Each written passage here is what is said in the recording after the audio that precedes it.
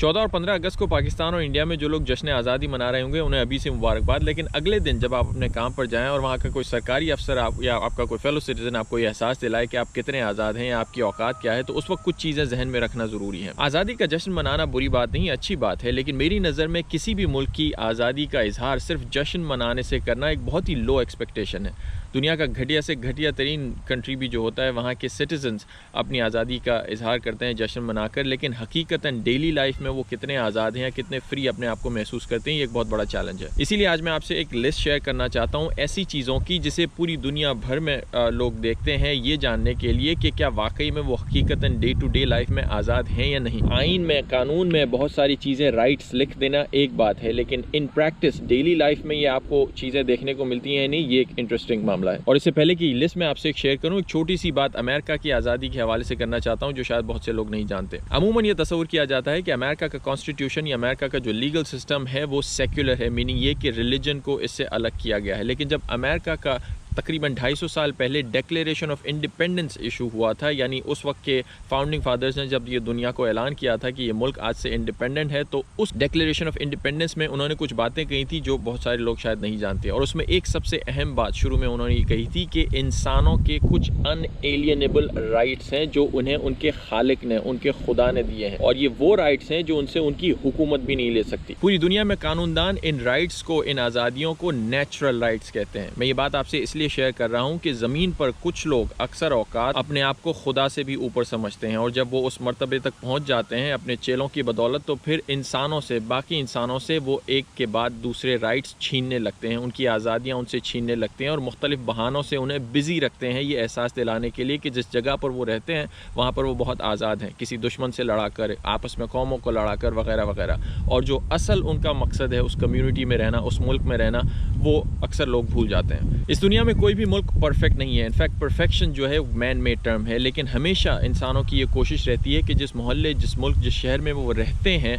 वो कल से बेहतर हो जहाँ तक उनकी डेली लाइफ का ताल्लुक है, या ऑल्टरनेटिव से बेहतर हो, या दूसरे ममालिक से बेहतर हो। अब वो आज़ादियाँ किस तरह आप चेक कर सकते हैं वो आपको बताता हूँ। सबसे पहला तरीका चेक करने का, किसी भी मुल्क का, किसी भी स्टेट का, ये बुनियादी वहाँ के शहरियों का हक होता है कि उन्हें आज़ादी से जीने की आज़ादी हो, बेसिकली राइट टू लाइफ। ये डेली टर्म्स में देखने का सबसे आसान तरीका है कि जिस मुल्क में भी आप रहते हैं, क्या वाकई में उसमें, जिस शहर में आप रहते हैं, उस शहर से किसी दूसरे शहर में या किसी दूसरे मोहल्ले इलाके में बिला खौफ अपनी जान को जोखम में डाले बगैर क्या आप मूव कर सकते हैं या नहीं। Social mobility.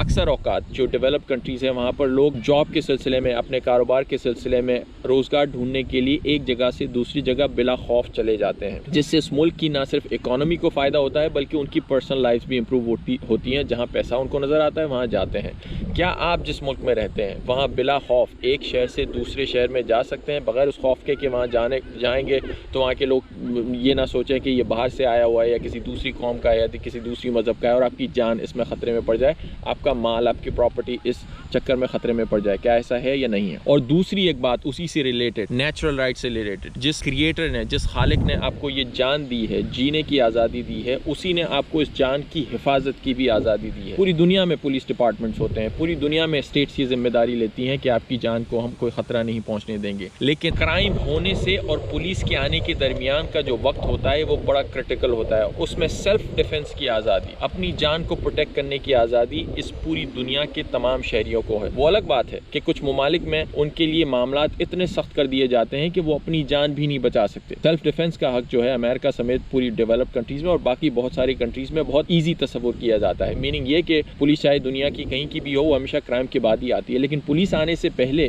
क्या आपको कानूनी तौर पर ये फैसिलिटीज़ हैं या ये इजाज़त है या ये सेल्फ डिफेंस की रेगुलेशंस ईजी हैं आपके लिए कि आप अपनी जान को बचा सकें किसी भी हद तक जाकर? अगली बात जिससे आप ये चेक कर सकते हैं कि आपकी आज़ादी कितनी स्ट्रॉन्ग है वो ये कि आप जिस किसी भी खुदा को मानते हैं, आप जिस किसी भी मजहबी शख्सियत को मानते हैं, उसकी इबादत, उसकी रिस्पेक्ट क्या खुलेआम कर सकते हैं? इन अदर वर्ड्स, क्या अपना जो भी आपका मजहब है वो खुलेआम आप कहीं भी अपने मुल्क में जाकर प्रैक्टिस कर सकते हैं या नहीं? अगेन ये भी नेचुरल राइट में से एक राइट समझा जाता है कि जब इंसानों को अपने खुदा ने बनाया है या जिस किसी भी खुदा पे यकीन रखते हो या ना करते हो, उसका इजहार वो खुलेआम अपने मोहल्ले, अपने शहर, अपने मुल्क में कर सकते हैं या नहीं? एक और बात जिससे आप अपनी आज़ादी टेस्ट कर सकते हैं वो इसी से रिलेटेड ये है कि जिस खुदा ने या जिस कुदरत ने आपको दिमाग दिया है उसने आपको सोचने की और बोलने की भी आज़ादी दी है। क्या आपके जहन में जो भी थॉट्स आ रहे हैं, जो भी सोच है, जो मसला आप अपने शहर मोहल्ले में देखते हैं, जो मसला आप अपनी कम्युनिटी में देखते हैं, उसको हल करने के लिए आपके पास जो सोल्यूशन है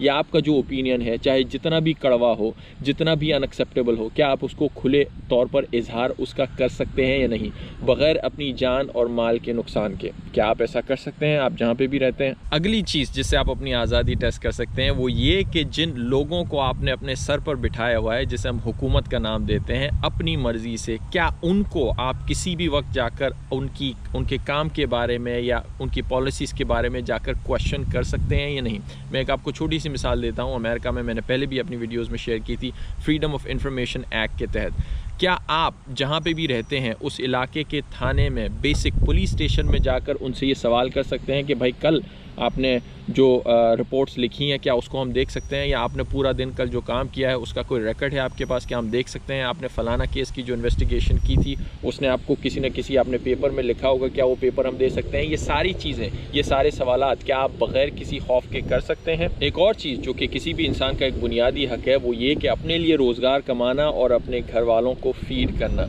क्या इस रोज़गार को हासिल करने के लिए आप मुकम्मल तौर पर आज़ाद हैं? क्या आप कभी भी कोई भी कारोबार कोई भी तरीके से, जायज़ तरीके से, ऑब्वियसली बग़ैर किसी की चोरी या लूटे हुए, कोई भी कारोबार आसानी से उस मुल्क में, उस शहर में स्टार्ट कर सकते हैं या नहीं? ये ना सिर्फ आपके राइट की बात है बल्कि किसी भी मुल्क की इकॉनमी का भी सवाल है। मैं ये बात इसलिए कह रहा हूँ कि अक्सर ममालिक में रेगुलेशंस, हुकूमत के कवानीन, फ़लाना लाइसेंस, ये लाओ, वो पर्ची लाओ, ये लाओ, ये इतने हो जाते हैं कि लोग तंग आ जाते हैं कि उस मुल्क या उस शहर में अपना बिज़नेस भी नहीं कर सकते। ये भी आपका एक राइट है। क्या आपकी हुकूमत या जिस मुल्क में आप रहते हैं वो आपको ये हक़ देती है कि आप जो भी कारोबार करना चाहें, एज़ लॉन्ग एज़ आप किसी दूसरे शहरी से लूट नहीं रहे, एज़ लॉन्ग एज़ आप किसी दूसरे शहरी की चोरी नहीं कर रहे, उसकी जान और माल को नुकसान नहीं पहुंचा रहे, क्या आप खुलेआम वो बिज़नेस कर सकते हैं? दुनिया भर में जहाँ भी कॉन्स्टिट्यूशंस या आइन की बात होती है तो एक बुनियादी टर्म यूज़ की जाती है अपने शहरियों को हुकूमत की तरफ से देने के लिए, और वो टर्म है life, liberty and pursuit of happiness.